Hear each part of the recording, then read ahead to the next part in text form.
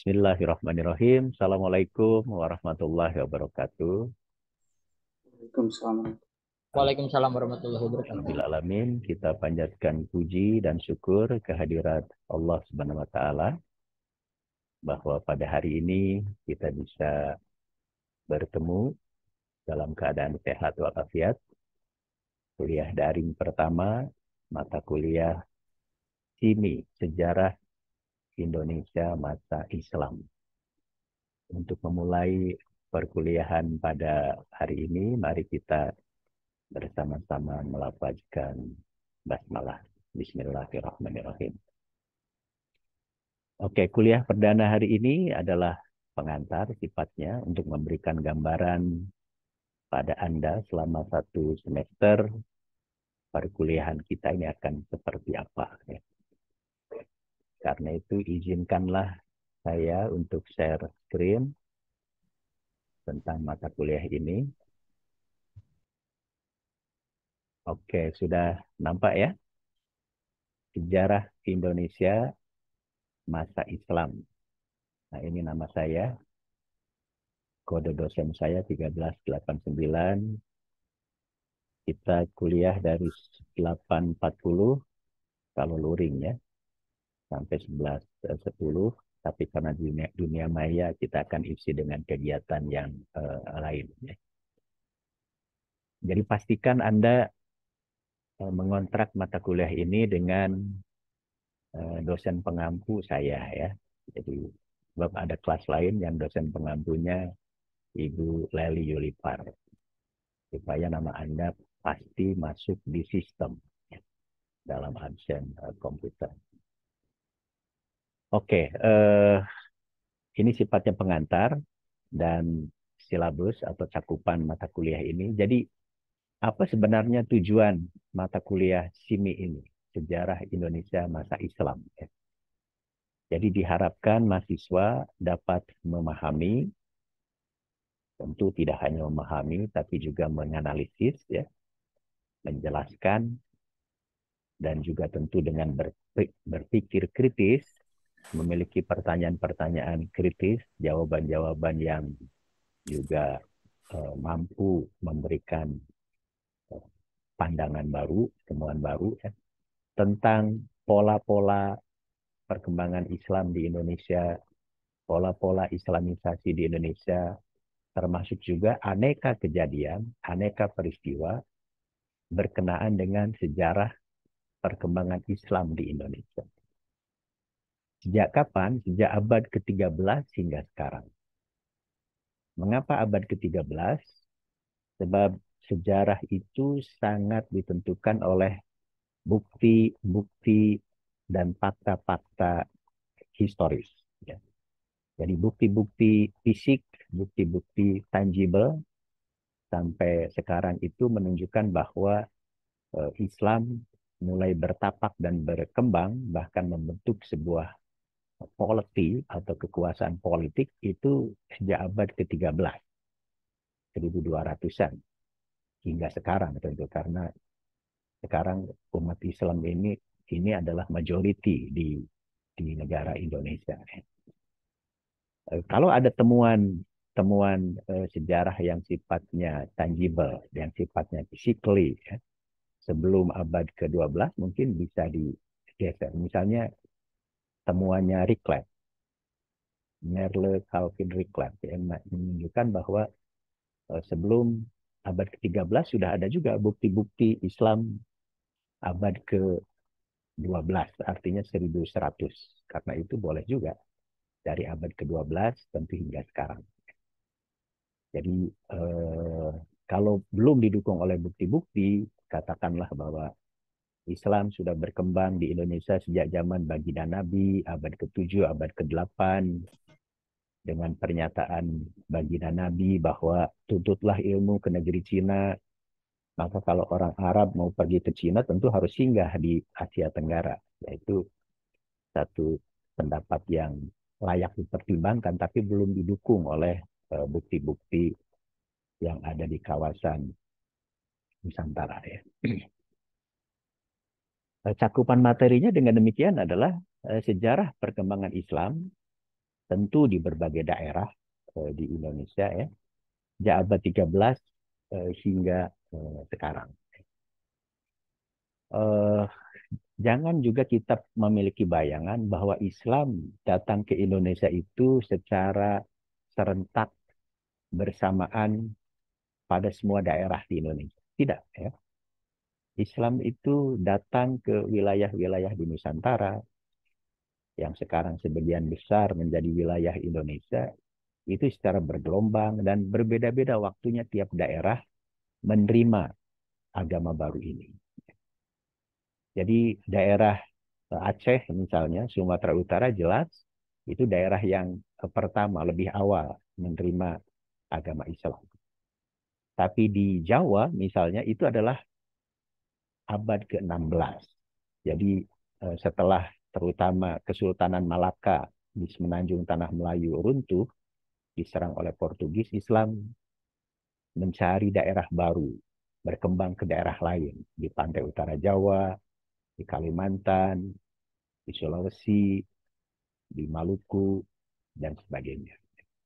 Bahkan ada yang daerah-daerah yang sampai sekarang mungkin proses islamisasinya belakangan, seperti Papua misalnya, atau Nusa Tenggara Timur, atau pedalaman Kalimantan, ataupun Sulawesi Utara. Jadi Islam di Indonesia itu sesungguhnya sejalan dengan lambang negara kita, ya, Bhinneka Tunggal Ika. Jadi beragam, terutama sejarah masuk dan berkembangnya agama Islam itu beragam di Indonesia, walaupun satu keyakinan, satu doktrin, ya, yaitu semua umat Islam tidak hanya di Indonesia, di serata dunia itu adalah yakin kepada satu kitabullah, Al-Quran, dan As-Sunnah, yaitu apa saja yang dicontohkan, diucapkan, dilakukan oleh baginda Nabi Muhammad SAW. Jadi dengan demikian cakupannya sangat luas, ya. Bahkan kalau kita lihat pendapatnya tadi, Merle Calvin Reclave, ya, MC Reclave, harus dibaca ya bukunya ya. Ini sudah diterjemahkan ke dalam bahasa Indonesia. Judulnya adalah Sejarah Indonesia Modern, ya. Abad 12 sampai sampai sekarang, sampai pemerintahan Gus Dur, bahkan SBY, ya. Orang luar negeri kalau nyebut SBY itu SBY. Itu harus dibaca bukunya, sudah diterjemahkan. Reclave bilang, justru sejarah modern di Indonesia itu mulainya dari zaman Islam. Loh kok bisa, loh kok begitu, ya. Ada 3 indikator, kata Reclave, ya, bahwa zaman modern Indonesia itu dimulai dari sejarah masuk dan berkembangnya Islam di Indonesia. Pertama adalah dari aspek sosiologis. Sosiologi adalah ilmu tentang kemasyarakatan, proses interaksi antara anggota-anggota masyarakat. Maka kata Reclave, secara sosiologis, umat Islam itu dari abad 12, kata Reclave, atau abad 13 sampai sekarang, tetap merupakan umat yang hidup dan masih eksis. Jadi terus berinteraksi apakah sesama umat Islam di Indonesia sendiri ataupun sesama umat Islam dengan di wilayah-wilayah lain, termasuk di negara lain. Jadi secara sosiologis memang sejarah Islam di Indonesia ini tetap dinamis dan tetap eksis sampai sekarang. Jadi apapun yang terjadi di dunia Islam di dunia, dampaknya terasa di Indonesia. Atau apa yang terjadi di Indonesia berpengaruh terhadap umat Islam di kawasan lain. Ya. Bagaimana kita tahu sekarang seluruh dunia mengakui bahwa umat Islam terbesar di dunia itu justru adanya di Indonesia, ya, bukan di Timur Tengah. Jadi bayangkan sekarang penduduk Indonesia 270 jutaan ya, 280 juta. Kalau 90% saja beragama Islam, 250 juta lebih umat Islam itu di Indonesia. Sementara negara-negara lain ya mungkin hanya 2 juta ya.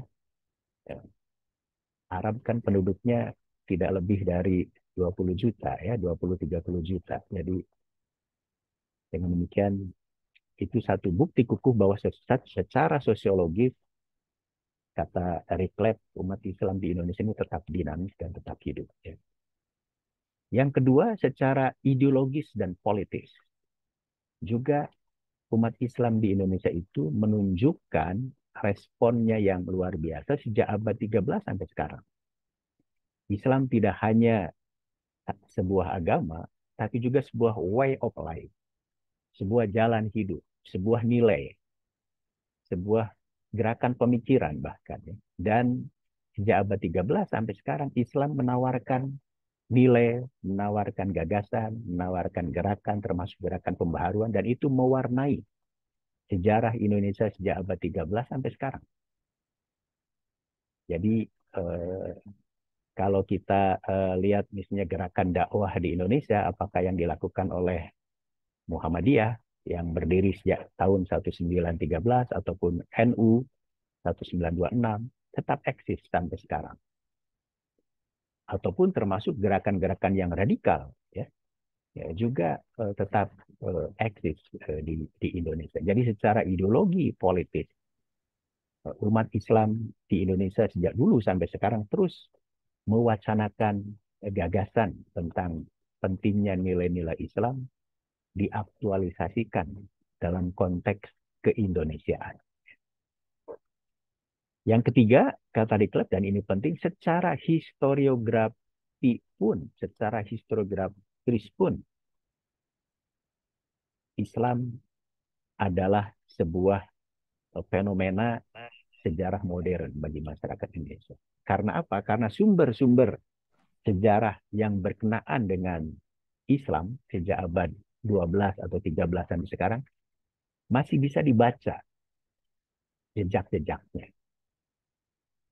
Walaupun umumnya pada masa-masa awal sumber-sumber tentang sejarah Islam itu dalam bentuk huruf Arab dan bahasa Melayu atau bahasa daerah, tapi umumnya yang oleh kita disebut huruf Arab gundul atau huruf Jawi atau Arab Melayu, tapi umumnya kita masih bisa membaca tentang sumber-sumber Islam awal. Tentu sejak abad ke-18, ya, sejak abad ke-19, lebih-lebih sumbernya sudah dalam bentuk huruf Rumi, huruf Latin, ya. Tentu masih bisa dibaca. Ini berbeda dengan agama-agama yang lain, katakanlah Hindu-Buddha misalnya, sumber-sumbernya tentu tidak bisa dibaca oleh umumnya orang Indonesia. Sebab sangat langka orang yang memahami bahasa Sanskerta, huruf Palawa. Ya. Kalau Anda pergi ke Borobudur, ke Prambanan, hanya keliling-keliling saja, tidak bisa membaca sumber-sumber yang berkenaan dengan jejak-jejak sejarah itu. Tapi agama Islam, apakah kitabnya yang tradisional maupun yang modern masih bisa dibaca oleh umatnya hingga sekarang. Itu yang menjadikan kata Riklet, Islam di Indonesia adalah menandai babak modern dalam sejarah di Indonesia. Jadi cakupannya demikian luas materi kita dari abad 13 sampai sekarang.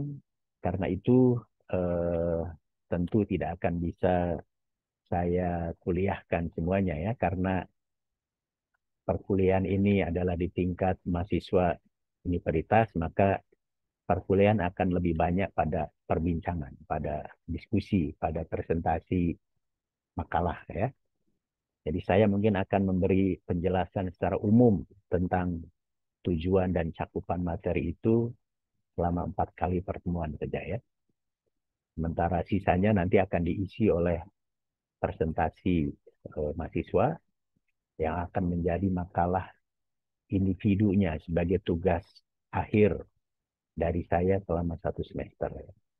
Jadi dari sekarang coba Anda mulai memikirkan ya, judul apa, topik apa yang akan Anda presentasikan, yang akan Anda jadikan makalah ya tentang sejarah Islam di Indonesia itu. Seperti tadi saya katakan, cakupannya sangat luas. Anda boleh mengkaji sejarah perkembangan Islam di daerah tertentu pada kurun waktu tertentu, ya. Boleh juga mengkaji dari sisi yang lainnya, tidak hanya politik, mungkin budaya, mungkin adat, mungkin juga ekonomi, mungkin juga pemikiran, ya, dan seterusnya. Jadi saya hanya akan memberikan perkuliahan secara umum 4 kali pertemuan. Itu pun seperti biasa akan menjadi ciri khas mata kuliah yang saya ampu. Saya akan menggunakan bahasa yang berbagai, ya, minimal 4 bahasa. Di pertemuan pertama sekarang saya menggunakan bahasa Indonesia. Pertemuan kedua minggu depan, I would like lecture you in English, okay? English with Sundani style. Ya, bahasa Inggris dialek Sunda nggak apa-apa, ya. It is never mind because my background is Sundanese, ya. Yang penting Anda paham apa yang saya ucapkan, ya. Destria, Anda orang mana? Dari mana Destria asalnya? Saya asli dari Subang, Pak. Gini orang Subang, Palembur, aku sareng abdi. Tapi abdi mah Subang nanti Pantura di daerah pantai utara, jantan bahasa Indonesia bahasa Jawa, Jawa, Jawa Inyong, ya. Okay, so in the second lecture, I would like lecture you. I would like you talking about the history of Islam Indonesia in English, okay? Dan mahasiswa sejarah khususnya harus paham, ya, bahasa Inggris, ya. UPI ini sekarang mau menuju World Class University.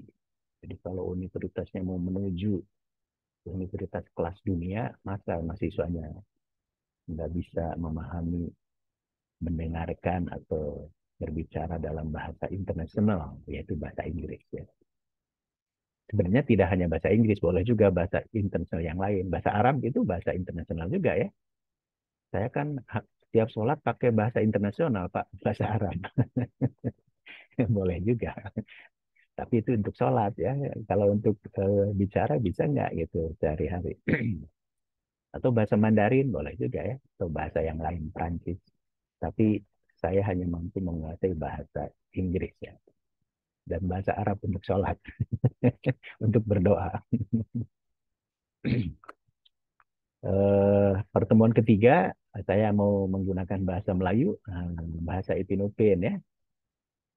Pelajar sejarah pun kena boleh cakap Melayu, ya. Sebab bahasa Melayu ini digunakan juga terutama oleh negara-negara di Asia Tenggara yang sudah maju juga, ya. Di Malaysia, di Singapura, di Brunei Darussalam, bahkan di Thailand Selatan, di Filipina Selatan, ya. Jadi kalau Anda nanti, sekarang masih ada nggak KKN atau praktek ke luar negeri itu, ya? Anda misalnya berkunjung ke atau pertukaran mahasiswa, ya, ditempatkan di Bandar Sri Begawan, Brunei Darussalam, harus bisa bahasa Melayu, ya. Sebab bahasa Melayu itu beda ternyata dengan bahasa Indonesia, ya. Jadi kalau Anda nonton film Ipin Upin kan, saya yakin nggak semuanya ngerti Anda, ya. Seronoknya. Jadi eh, dalam perkembangannya ternyata bahasa Indonesia itu menjadi berbeda dengan bahasa Melayu, ya. Jadi pertemuan ketiga, anggaplah Anda sedang mendengarkan film Ipin Upin, ya. Saya ingin menyampaikannya dalam bahasa Melayu. Dan pertemuan terakhir keempat dari saya, karena Anda kuliah di UPI, UPI itu adanya di Bandung. Bandung adalah pusat budaya Sunda, ya. Selain ibu kota provinsi Jawa Barat, maka Anda harus paham bahasa Sunda, ya. Tadi saya katakan bahasa ibu saya sendiri bahasa Jawa, Jawa Pantura, ya. Jawa ngapak, yang orang ngapak ya orang kepenak. Ada orang Jawa Tengah di sini atau Jawa Timur atau daerah Pantura sama seperti saya, Cirebon, Indramayu, anak beli wong Cirebon, wong Indramayu, aja menang baik. Nah itu Tapi karena saya lama di Bandung dan sekarang sudah menjadi warga Bandung, bahasa sehari-hari lingkungan saya bahasa Sunda ya, alhamdulillah saya harus bisa ya bahasa Sunda. Jadi itu perkuliahan umum yang akan saya lakukan selama 4 kali pertemuan. Selebihnya pertemuan kelima sampai pertemuan ke-16 akan diisi oleh presentasi tiap-tiap mahasiswa ya, yang punya topik sendiri-sendiri. Mungkin presentasinya dalam slide, dalam PPT satu slide saja ya. Nanti saya beri komentar, saya beri saran, saya beri kritik. Dan setelah diberi saran dan komentar itu, silahkan nanti Anda buat makalah lengkapnya dan dikumpulkan di akhir semester. Ya. Inilah satu-satunya tugas individu dari saya untuk mata kuliah ini. Saya tidak memberi tugas kelompok ya, jadi lebih pada kemampuan individu Anda dalam presentasi dan membuat karya ilmiah sebagai bekal latihan Anda nanti untuk menulis karya ilmiah berikutnya, menulis skripsi misalnya ya, itu sangat penting. Skripsi nggak bisa dikerjakan dengan kelompok kan? Kalau membuat makalah secara kelompok pun yang ngerjakan satu orang aja biasanya ya, yang lainnya tompang saja, ikut saja ya. Jadi saya pikir lebih baik tugas individu dalam membuat makalah dan karya ilmiah itu. Tentu selama 16 kali pertemuan itu akan diinstruksi oleh kegiatan UTS, ujian tengah semester, dan ada UAS ya. Nanti saya atur. Mungkin dalam pertemuan kedua atau ketiga minggu depan atau minggu selanjutnya KM ya Destria mohon di list, mohon dibuat daftar judul-judul makalah yang akan dipresentasikan oleh mahasiswa supaya saya bisa melihat ya. Judulnya mungkin sama nggak apa-apa. Yang penting kan nanti dalam analisis, dalam penjelasan, dalam karya ilmunya pasti berbeda. Tidak mungkin copy paste kan. Jadi walaupun judul sama nggak masalah. Yang penting saya ingin lihat apakah cara menganalisis, cara mengkajinya lebih mendalam, lebih memberikan perspektif baru atau tidak. Ya. Jadi jangan khawatir. Anda bebas memilih judul. Memilih judul karya ilmiah itu harus berdasarkan hasil bacaan Anda. Jangan hanya berdasarkan keinginan. Oh, saya ingin membahas ini, tapi Anda belum membacanya. Nah, itu sama dengan apa ya, terlalu berangan-angan ya, tidak berdasarkan kenyataan. Oke, sekarang itu gambaran perkuliahan seperti itu ya. Sekarang kita akan lihat sekedar pengantar juga sejarah Indonesia modern itu dimulai sejak masuk dan berkembangnya Islam. Tadi merujuk pada pendapatnya Merle Calvin Reclef ya. Ini sejarawan dari Australia yang sangat pakar tentang Indonesia. Khususnya dalam sejarah Jawa. Sebab disertasi Reclef itu tentang perjanjian Giyanti di mana terbelah kekuasaan Islam di Jawa antara kekuasaan Islam di Yogyakarta dengan kekuasaan Islam di Surakarta ya. Nanti Kesultanan Yogyakarta juga akan pecah lagi menjadi dua, ada Kesultanan Yogyakarta dan ada Paku Alaman. Sementara Surakarta juga sama pecah lagi nanti ada dua, ada Kasunanan Surakarta dan ada Mangkunegaran Surakarta. Yang tidak ada Kesultanan Islam sampai sekarang tuh Jawa Barat ya. Jawa Barat Kesultanan Bantennya dihapuskan oleh Daendels ya. Kesultanan Cirebonnya ya kalah pamornya oleh Mataram ya, Mataram Islam. Jadi ada sampai sekarang tapi kan kecil saja Kesultanan Cirebon itu. Sumedang Larang hilang ya. Galuh hilang. Jadi kesultanan Islam yang eksis itu di Jawa Tengah, khususnya di Yogyakarta, Surakarta. Jawa Timur juga tidak ada ya. Jadi dan itu sangat mewarnai Islamnya orang Jawa ya. Jadi Islamnya orang Jawa Barat dengan Islamnya orang Jawa Tengah, Jawa Timur, walaupun tadi sama-sama bersandar pada kitabullah dan sunatullah, tapi cara melaksanakan Islam dalam konteks sosial budayanya berbeda. Bahasanya pun berbeda kan. Eh, Waktu saya kecil ngaji di Langgar di masjid itu ustadznya pakai bahasa Sunda ya, bahkan pakai bahasa Jawa kalau daerah saya ya. Niat ingsun arep wudu. Jadi niat ingsun arep wudu, niat abi bade wudu. Nah, jadi tentu kalau di Jawa, Jawa Tengah, Jawa Timur mengajarkannya pakai bahasa Jawa juga ya. Oke, jadi eh, walaupun agama Islam itu menandai babak baru dalam sejarah Indonesia modern, tapi terutama pada periode-periode awal, kita masih mengalami kesulitan untuk membuat satu rekonstruksi, satu eh, membangun secara utuh bagaimana sebenarnya proses masuk dan berkembangnya Islam di Indonesia pada masa-masa awal. Gitu ya.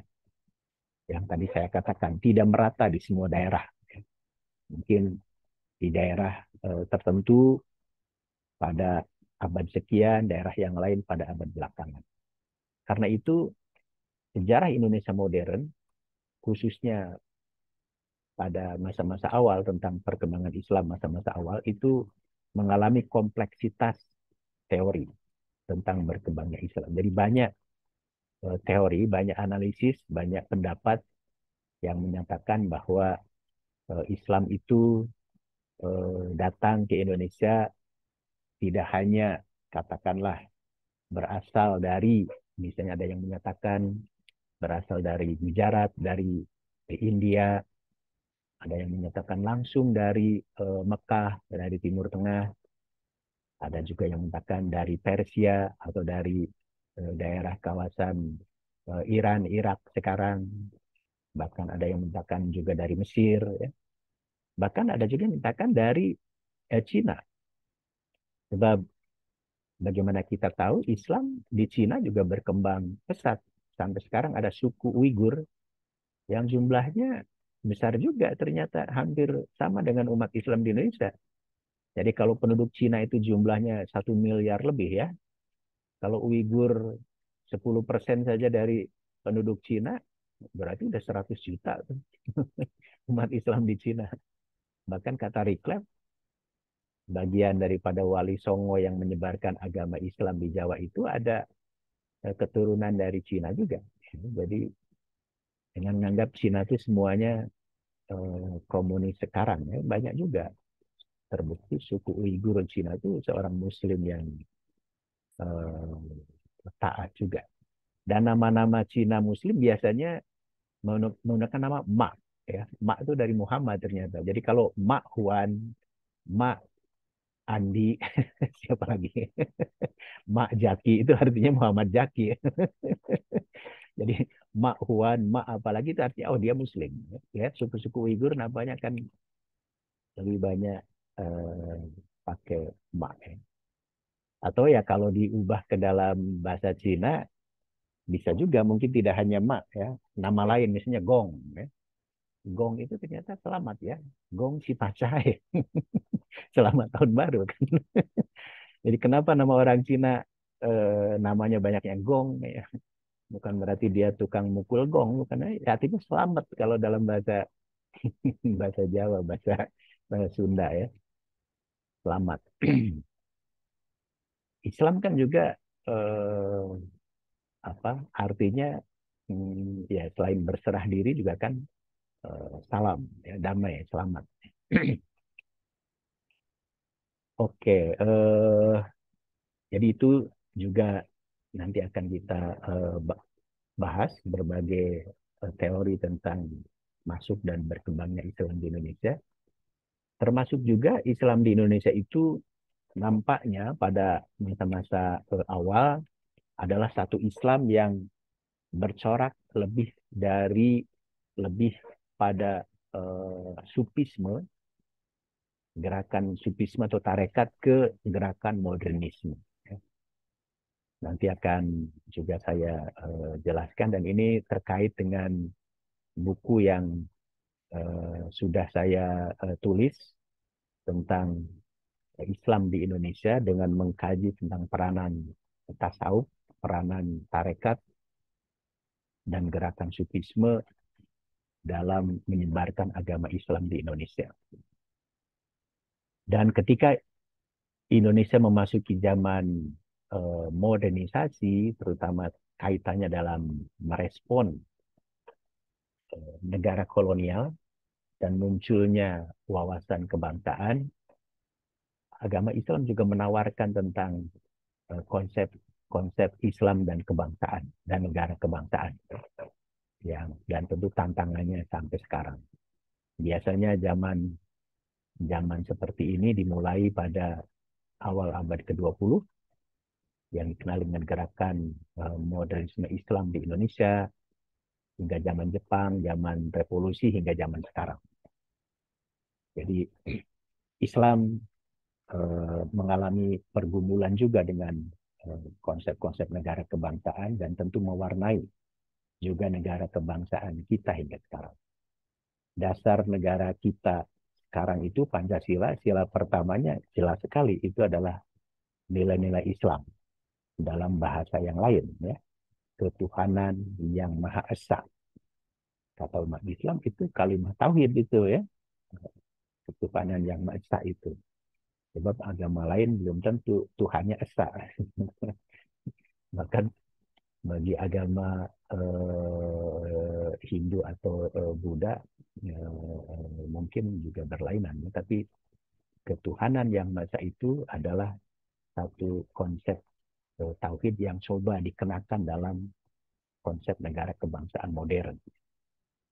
Bahkan dalam Piagam Jakarta, sebelum sila pertama ini menjadi ketuhanan yang Maha Esa, lebih tegas lagi, ya. Ketuhanan dengan kewajiban menjalankan syariat Islam bagi pemeluk-pemeluknya. Jadi, tapi kata Muhammad Hatta, terutama Wakil Presiden, wah ini terlalu Islami, terlalu syariah minded. Nanti kalau sila pertamanya seperti itu, semua warga negara Indonesia tanpa kecuali harus melaksanakan syariat Islam. Padahal negara kita ini beragam. Jadi karena itu disepakati udah ketuhanan yang Maha Esa saja. Ya. Oke, jadi itu menunjukkan bahwa proses masuk dan berkembangnya Islam di Indonesia dari sejak awal abad 12 sampai 13 mencakup sampai masa terkini. Jadi makalah Anda juga boleh, apakah mau mengkaji tentang Islam pada masa-masa awal, abad 13 sampai abad 19 misalnya, ya.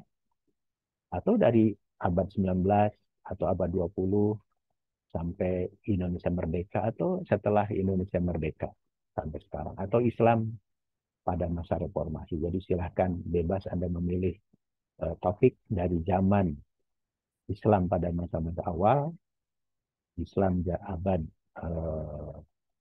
18-19, atau Islam abad 20 dan abad 21. Ya.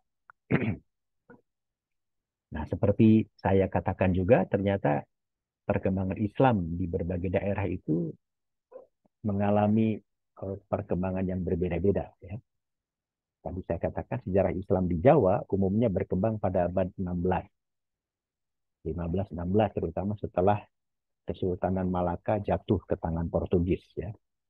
Banyak cendekiawan Muslim, tokoh-tokoh Muslim, ulama-ulama Muslim terkenal dari Malaka berdiaspora, berpindah ke daerah-daerah lain, dan termasuk ke Jawa, ke Kalimantan, ke Sulawesi, dan sebagainya.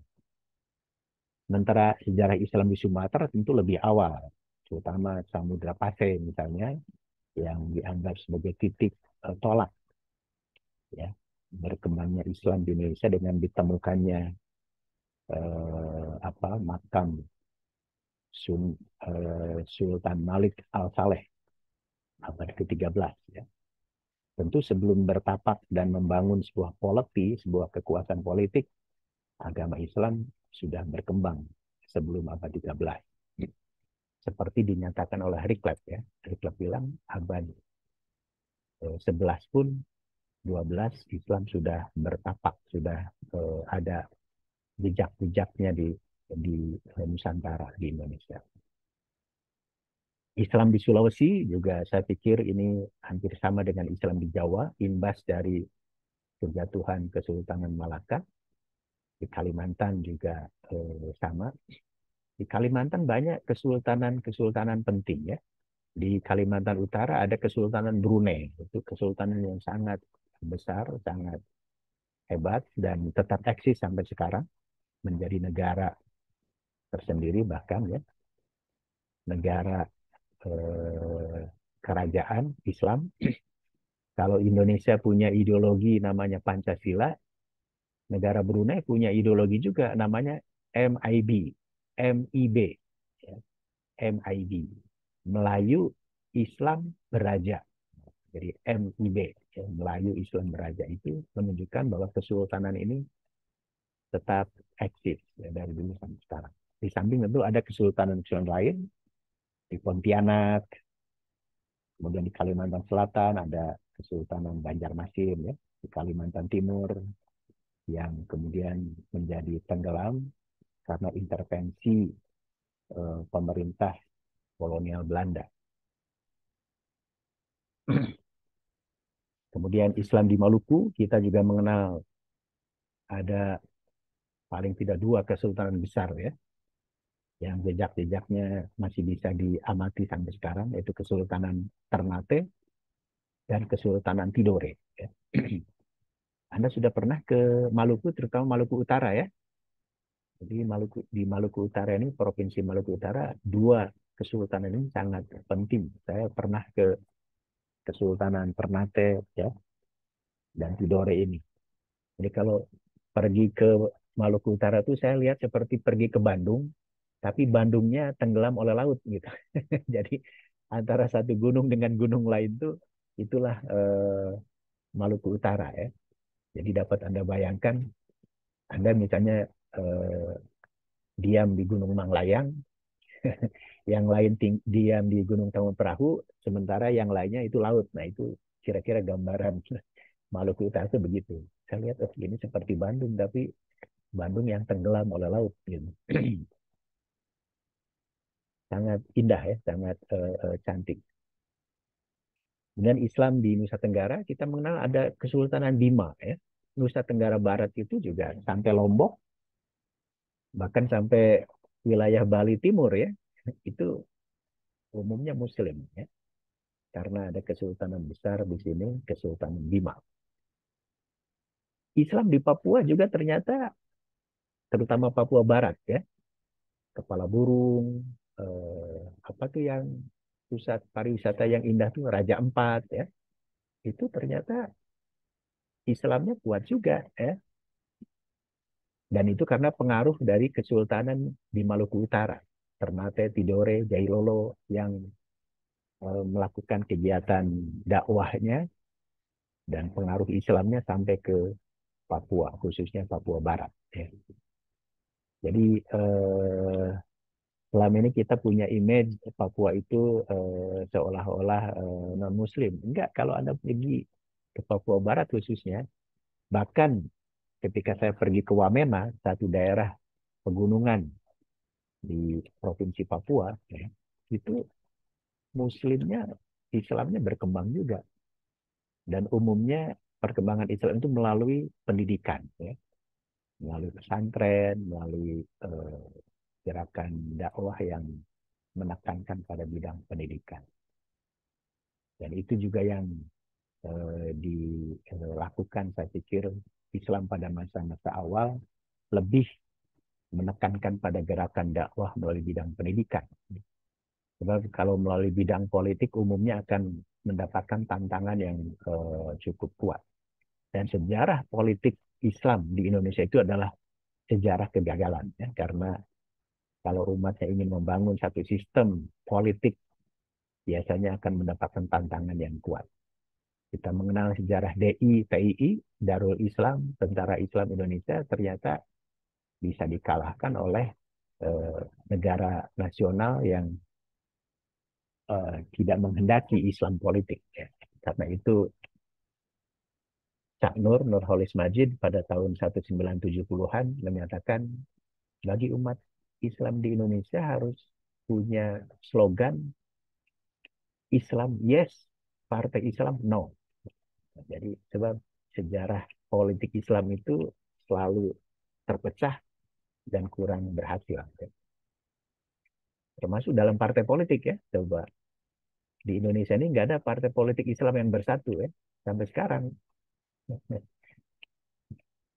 PAN, apalagi PKB, PKS, itu kan partai-partai politik Islam, tapi nggak mau pada bersatu ya. Jadi sejarah politik, sejarah partai politik Islam di Indonesia itu adalah sejarah perpecahan. Bahkan PAN pun yang didirikan oleh Prof. Amin Rais ya, karena tidak puas dengan PAN, Amin Raisnya mendirikan partai baru, partai umat ya. Begitu juga tokoh-tokoh PKS ya, karena tidak puas dengan PKS mendirikan partai apa Gelora apa deh. Jadi eh, sejarah membuktikan bahwa gerakan dakwah melalui pendidikan, melalui budaya, melalui sosial lebih berhasil dibandingkan dengan sejarah perkembangan Islam melalui politik atau melalui apa jalan non budaya. Ya. Mungkin boleh juga dikaji ya kalau Anda tertarik. Termasuk NU dan Muhammadiyah sangat aktif berdakwah di Papua ini ya. Sebanyak universitas Muhammadiyah di Papua ya dan diminati juga oleh masyarakat di sana dan melalui pendidikan maka terjadilah satu proses Islamisasi yang berjalan secara damai ya, bertahap tidak mesti melalui paksaan ya, apalagi kekerasan. Begitu juga, nah tadi saya menyinggung tentang Islam tradisionalisme dan modernisme. Umumnya Islam tradisionalisme itu di Indonesia diwakili oleh NU, Nahdlatul Ulama. Sementara Islam modernisme diwakili oleh Muhammadiyah. Apa sebabnya disebut tradisionalisme?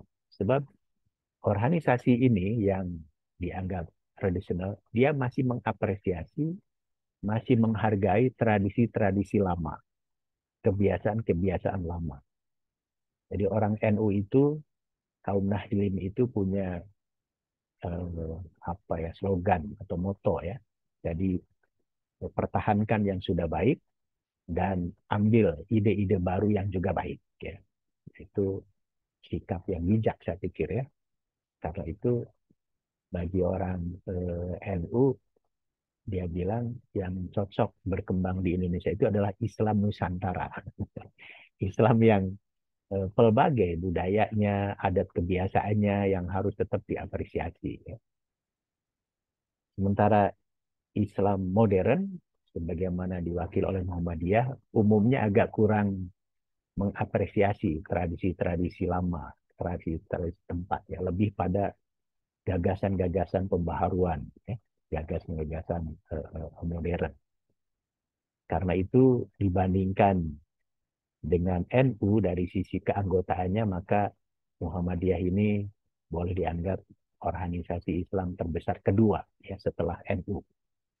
Umumnya orang Indonesia kan masih hidup di desa ya. Jadi di desa itu kan kepercayaan, kebiasaan lama masih hidup. Saya tahun 1970-an, 80-an waktu saya masih kuliah, orang tua saya kalau malam Jumat masih membakar kemenyan, memberikan sesajen ya kalau malam Jumat. Masih membaca doa-doa pakai bahasa Jawa, tapi doanya meminta kepada Allah ya, kepada malaikat, kepada baginda Nabi dan kepada para wali ya. Tapi dalam bahasa Jawa. Nah itu yang diapresiasi oleh orang NU ya. Tapi kalau orang Muhammadiyah biasanya tidak harus saklek, harus kembali kepada Al-Quran dan As-Sunnah saja. Selain itu bid'ah. Gitu. Selain itu TBC. Apa itu TBC? Taklid bid'ah khurafat. Jadi Karena sikapnya gitu, maka umumnya pengikut Muhammadiyah itu orang kota ya, orang kota yang berpikiran maju, modern, rasional. Kalau NU umumnya orang desa. Jadi seperti saya, orang tua saya NU ya, tapi karena sayanya hidup di kota modern, jadi sayanya ikut-ikutan, bukan Muhammadiyah ya, tapi saya ikut waktu mahasiswa organisasi HMI, Himpunan Mahasiswa Islam, itu kan modern lah ya cara berpikirnya. Oke, kemudian tadi saya membahas tentang Islam dan masalah negara kebangsaan. Ini adalah sejarah Indonesia modern, ya zaman pergerakan, ya zaman Jepang, zaman revolusi Indonesia, umat Islam berkontribusi ya, eh, tentang bagaimana negara bangsa ini mau dibangun. Bahkan pada zaman Jepang, umat Islam itu dimanfaatkan betul ya untuk mendukung perang Asia Timur Raya. Jadi kalau pada zaman Belanda umat Islam itu dicurigai, disisihkan, pada zaman Jepang malah diakomodasi, diambil hatinya ya supaya mendukung Jepang. Dan disertasinya Hari J. Benda memberikan satu gambaran yang menarik bagaimana Islam Indonesia pada zaman Jepang itu, judulnya juga menjadi menarik ya. Eh, Bulan Sabit dan Matahari Terbit. Nah, jadi bulan sabitnya lambang dari umat Islam di Indonesia, matahari terbitnya lambang dari pemerintahan pendudukan Jepang di Indonesia. Begitu juga pada zaman revolusi kemerdekaan Indonesia, kita mengenal selain ada gerakan sosial, gerakan budaya, ada juga gerakan politik ya, termasuk yang radikal. Tadi saya menyebut tentang DITI, Darul Islam, Tentara Islam Indonesia. Walaupun tidak semua elit politik Islam setuju ya, dengan gerakan DITI.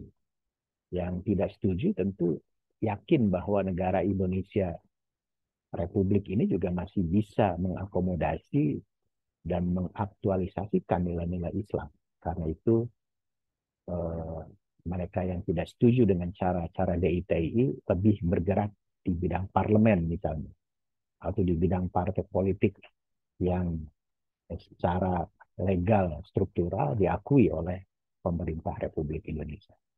Seperti Masyumi misalnya, Majelis Syuro Muslimin Indonesia. Atau seperti partai-partai politik Islam sekarang. Ya. Dan tentu juga Islam di Indonesia itu terakhir, seperti yang tadi saya katakan, tidak hanya Islam yang khas Indonesia, dia juga ada koneksi, ada hubungannya dengan Islam di dunia. Jadi apa yang terjadi di Timur Tengah, apa yang terjadi di Eropa, apa yang terjadi di kawasan lain, itu ada dampaknya bagi perkembangan Islam di Indonesia, dan sebaliknya. Apa yang terjadi di Indonesia bisa mewarnai, mempengaruhi tentang Islam di kawasan-kawasan lain. Ya. Saya pikir itu gambaran tentang perkembangan Islam di Indonesia dari abad 13 sampai sekarang. Ya. Nah, mahasiswa harus banyak membaca ya untuk bisa memahami bagaimana perkembangan Islam di Indonesia itu ya. Jadi tentu pertama harus membaca buku-buku standar ya, supaya wawasan Anda benar-benar baik dan komprehensif tentang Islam di Indonesia. Bukunya Rick saya anjurkan ya, Sejarah Indonesia Modern, karena sudah diterbitkan dan diterjemahkan ke dalam bahasa Indonesia, terutama edisi yang 2010 ini ya, yang penerbit Serambi. Ini sampai pemerintahan Gus Dur SBY ya. Mungkin termasuk iya Gus Dur, Megawati, SBY ya. Islam pada masa Jokowi belum ya, keburu Rick-nya meninggal, meninggal dunia. Bagian Anda lah kalau mau menjelaskan bagaimana Islam, perkembangan Islam pada zaman Jokowi ini. Oke, kemudian Anda bisa membaca juga bukunya Taufik Abdullah ya. Boleh dicari nih, Islam dan Masyarakat, Pantulan Sejarah Indonesia. Ini penting. Profesor Taufik Abdullah adalah eh, pakar tentang Islam tidak hanya di Indonesia tapi juga di Asia Tenggara ya. Saya sudah membaca buku ini waktu mahasiswa ya. Termasuknya buku Reclap. Buku Reclap waktu edisi pertama diterbitkan tahun 91. Saya masih mahasiswa. Saya baca juga.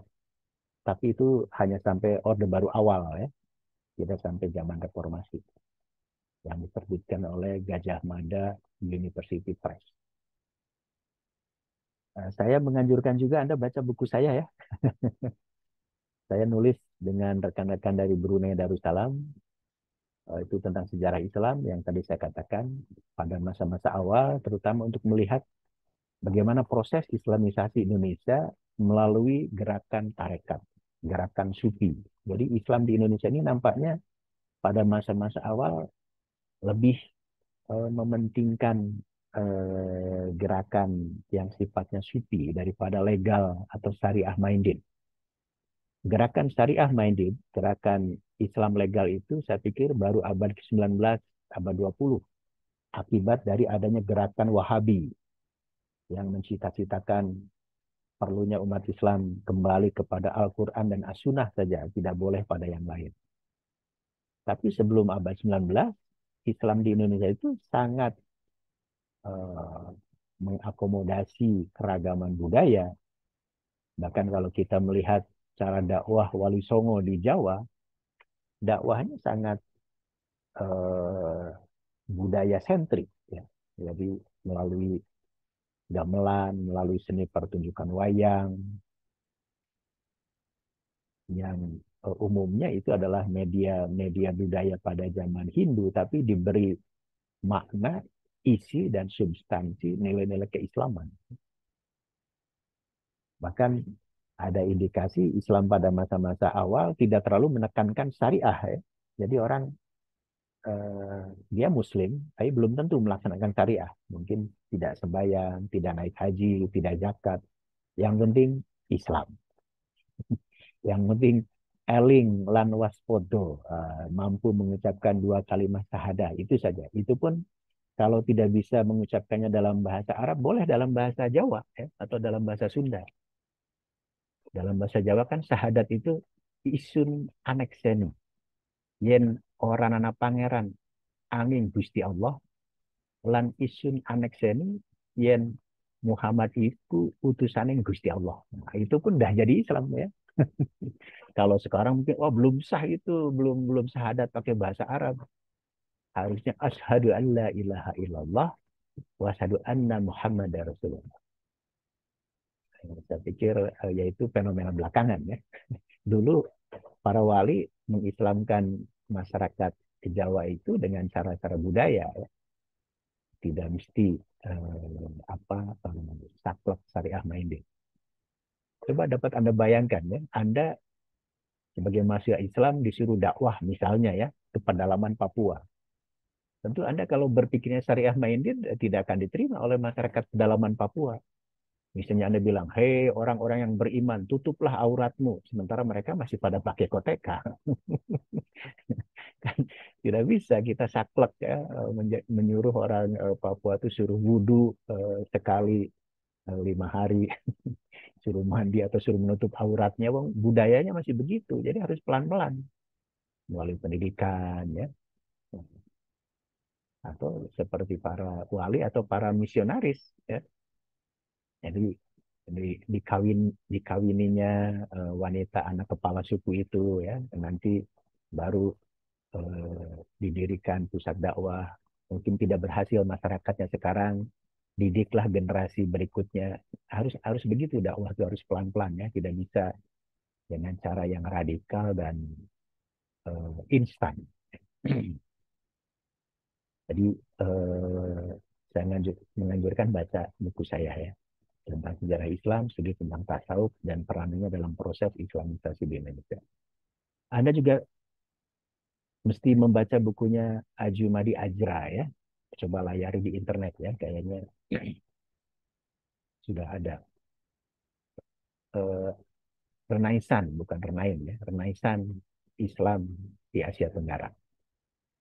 Ini Ajumadi Ajrani, eh, profesor yang pakar tentang hubungan Islam di Asia Tenggara dengan di Timur Tengah ya. Disertasinya sangat komprehensif dan sangat bagus.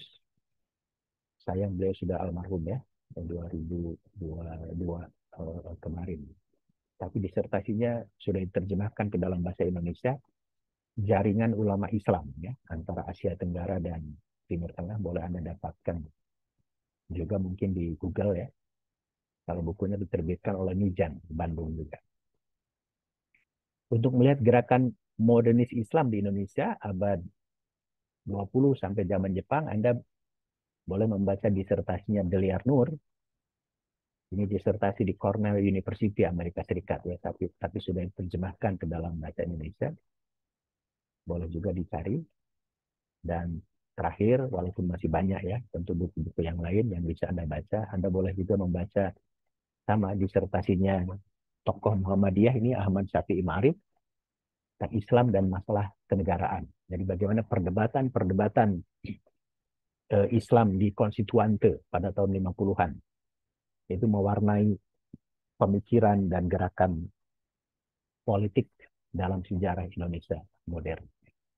Tentu masih banyak buku-buku yang lain, silakan Anda cari, sebab ketika Anda nanti membuat makalah, maka at least reference sumber yang Anda gunakan itu 10 lah ya, 10 sumber rujukan. Tidak hanya dari buku, bisa juga dari jurnal atau artikel-artikel dalam jurnal. Tentang artikel dalam jurnal, Anda bisa melayari website milik saya. Jadi saya mengelola jurnal juga dengan teman-teman dari Malaysia, dari Brunei Darussalam. Boleh Anda melayarinya di www atau www.journals.mindamas.com. Di situ ada banyak jurnal tentang insan cita, itu jurnal tentang keislaman, ada juga jurnal susur galur tentang sejarah, jurnal sosiohumanika tentang sosial budaya, ada juga jurnal tawarikh tentang sejarah. Dan banyak diantaranya artikel-artikel yang eh, mengkaji tentang Islam. Ya. Itu sumber artikel dari jurnal, di samping tentu boleh mencari artikel jurnal dari sumber lain. Ya. Jadi sekarang kan kita hidup di dunia internet, tinggal ketik saja di atuk Google, di mbah Google ya, mau apa gitu. Kalau Anda ketik nama saya Andi Swirta, buku-buku saya muncul ya. Foto saya ada, artikel saya ada. Jadi untuk melihat apakah orang itu produktif atau tidak, atau profesinya sebagai apa, kan sekarang cukup ketik namanya di atuk Google, akan muncul. Ya. Termasuk mungkin nyanyian-nyanyian saya muncul juga ya di atuk Google. Oke, jadi akhirnya saya ingin memberikan semacam apa kata penutup ya. Kelulusan dan kesuksesan Anda dalam mata kuliah ini akan sangat ditentukan oleh banyak faktor ya. Jadi setiap aktivitas dan kegiatan mahasiswa itu akan berkontribusi dan Anda akan mendapatkan poin. Ya. Pertama, kehadiran Anda dalam perkuliahan online. Itu minimal 80%. Kalau Anda hadir 100% hebat ya. Dan kehadiran Anda itu ditandai oleh tidak hanya hadir dalam Zoom, tapi juga dalam WhatsApp group. Dalam bentuk apa? Memberikan komentar singkat. Komentar singkat setiap kali perkuliahan. Jadi seperti hari ini, apa komentar singkat Anda terhadap penjelasan saya yang bersifat pengantar tentang Islam di Indonesia? Jadi komentar singkatnya silahkan kirim ke WAG, tulis nama lengkap, nomor induk mahasiswa, dan komentar singkatnya. Itu satu bukti kukuh bahwa Anda hadir dalam perkuliahan ini. Kalau Anda tidak memberi komentar singkat, ya dianggap tidak hadir ya. Atau Anda hadir di Zoom tapi lupa tidak memberi komentar singkat, ya gimana saya bisa mengeceknya ya? Ya bukti kukuhnya itu ada pada WhatsApp group ya. Kalau di Zoom sekarang kan yang hadir katakanlah ya berapa sekarang tuh Tapi kan saya tidak bisa ngecek apakah Anda tuh benar-benar hadir atau hanya off cam kemudian pergi kemana gitu. Tapi kalau di WhatsApp grup kan jelas komentar Anda ini. Dan Anda juga tentu harus mengikuti UTS. Nanti UTS akan dinilai dan UAS, ujian akhir semester. Dan tadi presentasi PPT ya. Presentasi PPT akan dinilai termasuk nanti makalah individunya sebagai tugas akhir juga akan dinilai. Kalau Anda mampu melengkapi semuanya ini, insya Allah Anda akan mendapat nilai baik ya dalam mata kuliah dan lulus. Yang bermasalah itu kalau Anda hadir kurang, ya, UTS tidak ikut, atau ikut tapi terlambat, UAS tidak ikut atau terlambat, tidak buat PPT, tidak presentasi, dan tidak membuat makalah atau membuat makalah tapi terlambat juga. Nah, hal-hal seperti itu tentu akan mengurangi poin dan nilai Anda dalam mata kuliah ini. Saya pikir sebagai pengantar itu yang ingin saya katakan. Sebelum saya tutup, barangkali ada komentar atau ada yang ingin ditanyakan, silakan. Sudah 1 jam ya, ngasih kuliah. Tidak ya, kalau tidak ada, jangan lupa tugas Anda selanjutnya pada hari ini adalah memberikan komentar singkat. Apa pendapat Anda, komentar Anda, pesan Anda terhadap perkuliahan pada hari ini ya. Mungkin Anda punya pendapat, mungkin Anda punya pandangan, mungkin Anda punya eh, pandangan tentang eh, proses perkembangan Islam atau proses eh, Islam di Indonesia itu dari sisi sejarahnya dari abad 13 hingga sekarang. Dan silakan kirim itu di WhatsApp group sebagai bukti kukuh bahwa Anda menghadiri perkuliahan di dunia maya. Jangan lupa mengirimkan WhatsApp komentar singkat dalam WhatsApp grupnya. Ada batas waktunya ya, sampai 11 berapa tadi? Nah, pukul 11.10 ya. Kalau lebih dari itu nanti jangan-jangan Anda tidur ya, tidak mengikuti perkuliahan. Jadi diusahakan sebelum pukul 11.10 Anda sudah memberikan komentar singkat dalam WhatsApp grup ya, dan akan saya cek sebagai bukti kukuh kehadiran Anda. Marilah kita akhiri perkuliahan perdana kita pada hari ini dengan bersama-sama mengucapkan hamdalah. Alhamdulillahirabbil alamin. Insya Allah ketemu lagi minggu depan dalam bahasa Inggris ya. Hopefully all of you understand if I was talking about in English, okay? English with Tsunami style, okay? This is for mine because all of us is Tsunami, okay? Terima kasih. Assalamualaikum warahmatullahi wabarakatuh. Waalaikumsalam. Waalaikumsalam. Waalaikumsalam. Terima kasih, Pak.